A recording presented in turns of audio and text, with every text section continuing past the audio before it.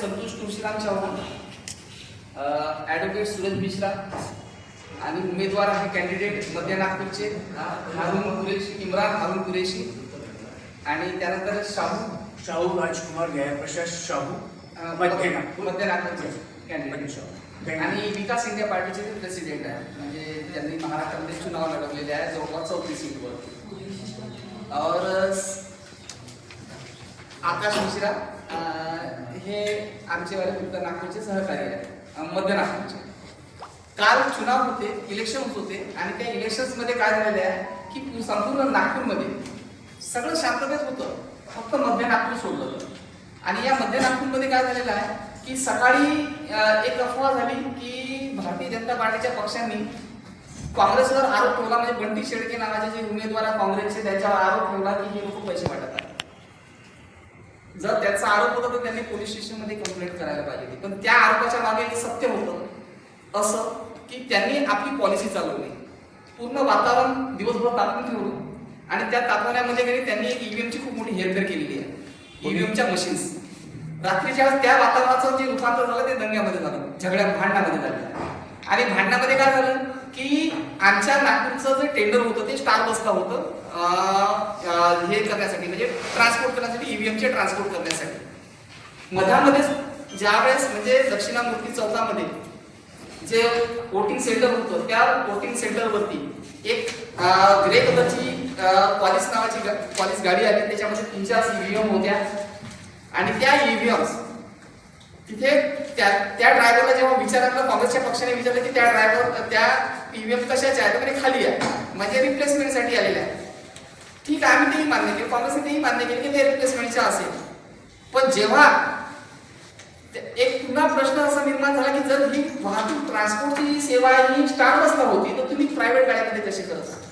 मग काँग्रेसवाल्यांनी वाद केला आणि यांनी काय केलं, त्याच वादामध्ये की रिप्लेसमेंट एक व्हिडिओ आलेला, खूप सारे व्हिडिओ आहे सोशल मीडियावरती, गाड्या पांढऱ्या गाडीतून काळ्या गाडीमध्ये आणि काळ्या गाडीतून पांढऱ्या गाडीमध्ये ईव्हीएम इकडच्या तिकडे वळवताना दिसल्या, स्टार बसमध्ये नाही इलेक्शन झाल्यानंतरच्या.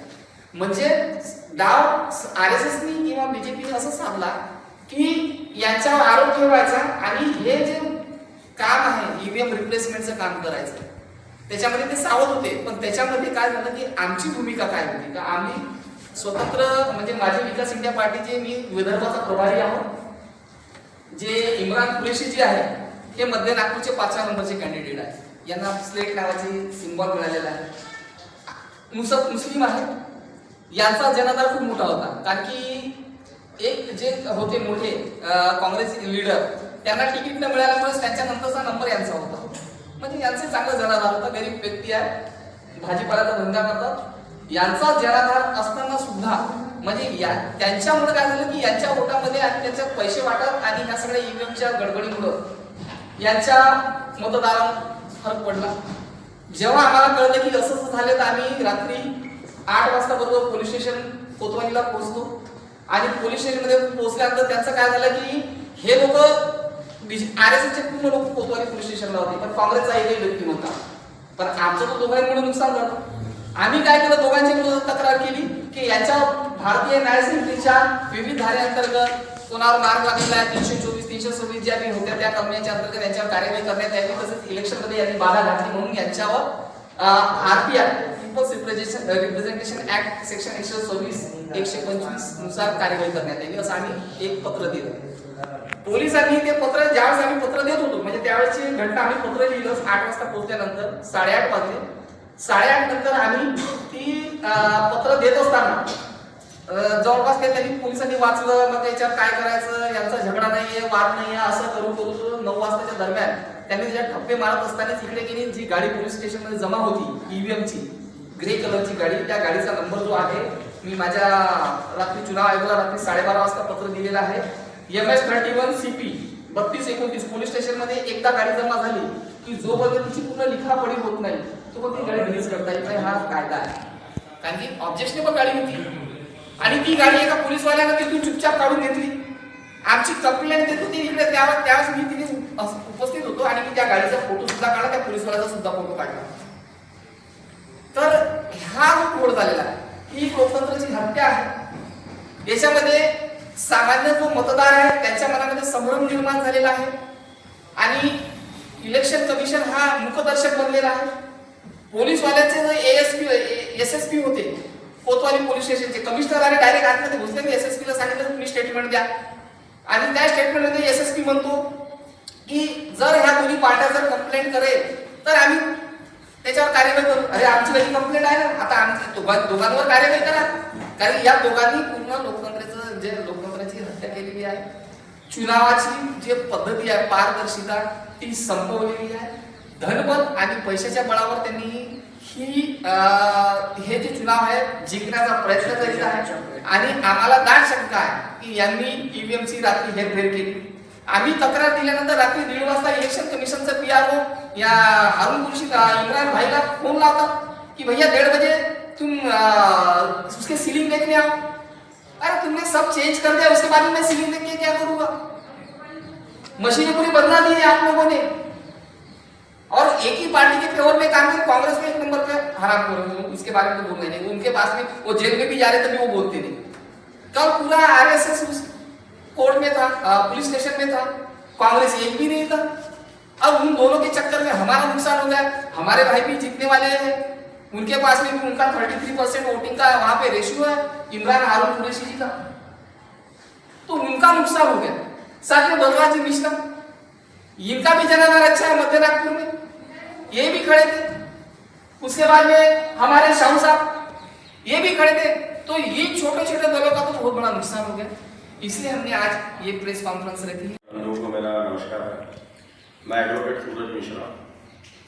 एक्चुअली हमारे यहाँ पे मॉर्निंग से एक दोनों गुटों में झगड़ा चल रहा था मध्य नागपुर में. कांग्रेस और बीजेपी में दोनों एक की टांग सुबह से ही खींच रहे थे जब से चुनाव प्रक्रिया चालू हुई. मॉर्निंग 7 बजे से चुनाव चालू हुआ, उसके बाद से लगातार दोनों एक की टांग खींच रहे थे. सबसे पहले बंटी शिड़के ने प्रवीण दटके की जो पोलिंग बूथ होता है वहां पर प्रचार की चिट्ठी पकड़ी, जहां पर उनका उम्मीदवार का फोटो और कमल के फूल का सिंबल था, जो कि आचार संहिता सेक्शन 126 का सीधा सीधा उल्लंघन है. ये लोकसभा में भी देखा गया और ये विधानसभा में भी देखा गया. थोड़ी देर के बाद में एक और खबर आती है कि बंटी शिड़के के यहाँ पर पैसे बांटते हुए उसके कार्यालय को पुलिस ने पकड़ा. अब अगर कार्यालय में पकड़ा गया तो ऑब्वियसली सीधी बात है कि वो सीधा सीधा कांग्रेस ने ही किया होगा, क्योंकि कोई किसी के कांग्रेस में इसमें जा नहीं सकता. और उसके ऊपर एफआईआर दाखिल होनी चाहिए थी. चुनाव आयोग किसके प्रेशर में काम कर रहे हैं, उसके ऊपर 100% एफआईआर होनी चाहिए थी. करप्ट प्रैक्टिस और इनके ऊपर भी होना चाहिए था. ये भी तो प्रचार कर रहे थे, बल्कि 48 आवर्स के पहले पूरा प्रचार बंद कर दिया जाता है चुनाव आयोग की तरफ से. उसके बाद में भी ये प्रचार चल रहा था. ये सिर्फ मध्य में नहीं हुआ, ये पूर्व में भी हुआ. पूर्व का तो पूरा सबूत है मेरे पास कि इस तरह से करप्ट प्रैक्टिस यहाँ पर की गई. उसके बाद में करीब शाम को 7 बजे जब आए तो दोनों गुटों का झगड़ा चल रहा था. तो ईवीएम से जब मशीन निकल रही है, पुलिस वाला उसके साथ में है, चुनाव अधिकारी उसके साथ में, उसके बाद में भी कांग्रेस और बीजेपी का दोनों का झगड़ा हुआ, जिसका भी होगा, लेकिन कार्यकर्ता तो दोनों के थे. तो दोनों के रहते हुए चुनाव, आज के पेपर में भी आया है कि निवडणूक जो अधिकारी है उनके साथ में मारपीट हुई. तो मारपीट होने के बाद में भी क्या हमारा प्रशासन सोया है, पुलिस वाले सोए कि चुनाव आयोग सोया, ऐसा कौन सोया हुआ है कि जो इतना होने के बाद भी दोनों पार्टी में एफआईआर दाखिल हुई? अभी तक पुलिस ने दोनों पर एफआईआर दाखिल नहीं किया. अगर वहां के कुछ कार्यकर्ताओं का अगर दाखिल किया भी गया तो दाखिल होना चाहिए था उम्मीदवारों के ऊपर. उम्मीदवारों पे ही गुना दाखिल होगा ना, क्योंकि हुआ तो उम्मीदवारों के ही कारण है. अगर कांग्रेस खड़ी हुई है तो कांग्रेस के कारण हुआ है, बीजेपी खड़ी हुई तो बीजेपी के. तो इसके चक्कर में बाकी के जो उम्मीदवार है इनका सीधा नुकसान हो गया, क्योंकि मध्य नागपुर की पब्लिक सीधा उलझ गई.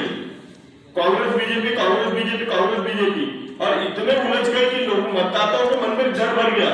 कल वहां हमला हो सकता था, वहां मर्डर हो सकता था, खून हो सकता था, कुछ भी हो सकता था. लेकिन इसमें गलती दोनों की है. हमारा व्यक्तिगत दोनों से कोई वो नहीं है. जो भी है वो आचार संहिता का उल्लंघन है, लोकतंत्र की हत्या है और लोकतंत्र को सीधा बर्बाद किया जा रहा है. हमारे देश की जनता को बर्बाद किया जा रहा है. अभी पूर्व नागपुर की मैं आपको बात बताता हूँ. पूर्व नागपुर में 7 बजे से वहां भी प्रचार चालू हुआ. कृष्णा खोपड़े ने हर जगह मशीन लगाई थी बाकायदा, और वो मशीन से इस प्रकार की चिट्ठी निकल रही थी. देखिए ये चिट्ठी निकल रही थी, ये मशीन से उसके नाम की चिट्ठी निकल रही थी, और ये चिट्ठी ये बोल रहे हैं कि हम फाइल कर दे रहे हैं, ये इतनी सारी चिट्ठी है, वो बोल रहे हैं कि हमने चिट्ठियों को हमने फाइल कर दिया। अरे फाइल कर दिया, लेकिन तुमने प्रचार तो किया, एक सॉफ्टवेयर तो डेवलप किया, एक सॉफ्टवेयर अगर तुमने डेवलप, क्योंकि ये तो पर्सनल सॉफ्टवेयर है, अगर पर्सनल सॉफ्टवेयर तुमने डेवलप किया तो सीधा सीधा चुनाव आयोग को इस पर आक्षेप होना चाहिए था, क्योंकि अगर हम एक चाय भी किसी को पिलाते हैं तो चुनाव आयोग का ऐसा कहना है कि उसका बिल ला करके हमको दो, तो इतना बड़ा जब सॉफ्टवेयर डेवलप हुआ तो क्या आपको उसकी जानकारी नहीं है?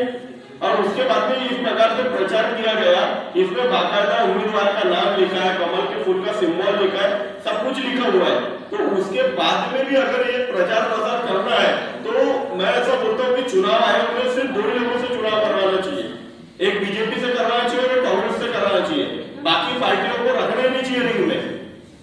उसके बाद में जब उसकी शिकायत मैंने ऑब्जर्वर राजकुमार विजय मिश्रा से की, जो कि बाहर से आए हुए हैं और उनका इस चुनाव पे पूरा नियंत्रण है, वो वहां पर विजिट करते हैं, विजिट करने के बाद उनको बताया सर ये सबूत है, ये उनके हाथ में दिया, उन्होंने सबूत लेके कार्यकर्ताओं के हाथ में दिया, कार्यकर्ता ने फाड़ दिया। इसका मतलब सबूतों को मिटाया गया राजकुमार मिश्रा जी के द्वारा, जो कि चुनाव आयोग ने भेजा हुआ है। उसकी शिकायत मैंने सीधा सीधा कंप्लेंट कर दी, चुनाव आयोग को मैंने मेल किया है। हम मध्य नागपुर में भी, जैसे संतोष सर ने बताया अभी, संतोष सर ने और ये उम्मीदवार, हम दोनों ने मिलकर इमरान कुरैशी, एडवोकेट सूरज मिश्रा ने, दोनों ने रात में ही कोतवाली पुलिस स्टेशन में ये दिया एप्लीकेशन कि इससे हमारी भी तो सुव्यवस्था भंग हुई है, तो दोनों पे दाखिल होना चाहिए था कि नहीं होना चाहिए था? एफआईआर तो दोनों पे दाखिल होना चाहिए, बीजेपी पे भी कैंडिडेट पे होना चाहिए और कांग्रेस के भी कैंडिडेट पे होना चाहिए, क्योंकि इसकी वजह से आम जनता में रोष पैदा हो गया, निष्पक्ष चुनाव नहीं कराया गया, चुनाव आयोग सीधा सीधा इनके साथ में है और जो ये बोलते वही होते हैं, पुलिस वाले से लेकर सब कुछ इनके साथ में, जैसा मैनेज करे वैसा मैनेज हो रहा है। बड़े बड़े कार्यकर्ता इनके आ जाते हैं, बड़े बड़े लीडर इनके आ जाते हैं, पुलिस स्टेशन में कुछ होते बरोबर। कल कम से कम 10,000 का मॉक था, पूरे महल पे 10,000 का मॉक था, और उसके बाद में एसपी आकर सर को बोलते हैं कि ऐसा कुछ हुआ नहीं है, बोले मशीन जो रखी है वो ईवीएम की खाली है। अगर खाली मशीन है तो उसको पुलिस स्टेशन में भी रखवा सकते थे, उसको स्ट्रॉन्ग रूम भेजने की कोई जरूरत नहीं है। आप लोगों ने वीडियो देखा होगा, टवेरा गाड़ी से वो व्हाइट कलर की गाड़ी से इसमें क्या पुलिस गाड़ी में डाला उन्होंने, तो ये वीडियो बाकायदा वायरल हुए, सब कुछ वायरल हुआ है। एसपी आकर के बोलते हैं कि बोले ऐसा कुछ नहीं है, जो मशीन है वो खाली मशीन है। अगर वो खाली मशीन है तो खाली मशीन को पुलिस स्टेशन में रखा जाता है, स्ट्रॉन्ग रूम में ले जाने की क्या जरूरत है? कहीं ना कहीं फेरबदल हुआ है, जनता को गुमराह किया गया है, और उसके साथ में या सीधा सीधा शासन प्रशासन पे दबाव बनाया जा रहा है और शासन प्रशासन इनके हिसाब से काम कर रहा है। दिल्ली ने पहले भी लोकसभा में ये सब देखा, लेकिन कोई उस पर निर्णय नहीं लिया। हमने पूरे सबूतों के साथ में पिटीशन दाखिल की, और ये सेम अभी ये विधानसभा में भी हुआ, तो ये एफआईआर दाखिल नहीं करती है तो हम सीधा सीधा कोर्ट का दरवाजा खटखटाएंगे, और दोनों पार्टी पे कोर्ट ये एफआईआर होना चाहिए, कृष्णा कोपड़े पे भी होना चाहिए, रविंद्र दटके पे भी होना चाहिए, और बंटी शेड़के पे भी होना चाहिए। इन दोनों के लिए होना चाहिए मध्य नागपुर में, उसके लिए होना चाहिए पूर्व नागपुर में, क्योंकि ये करप्ट प्रैक्टिस है और ये चुनाव आयोग सीधा सीधा निष्पक्ष चुनाव नहीं कराना चाहिए।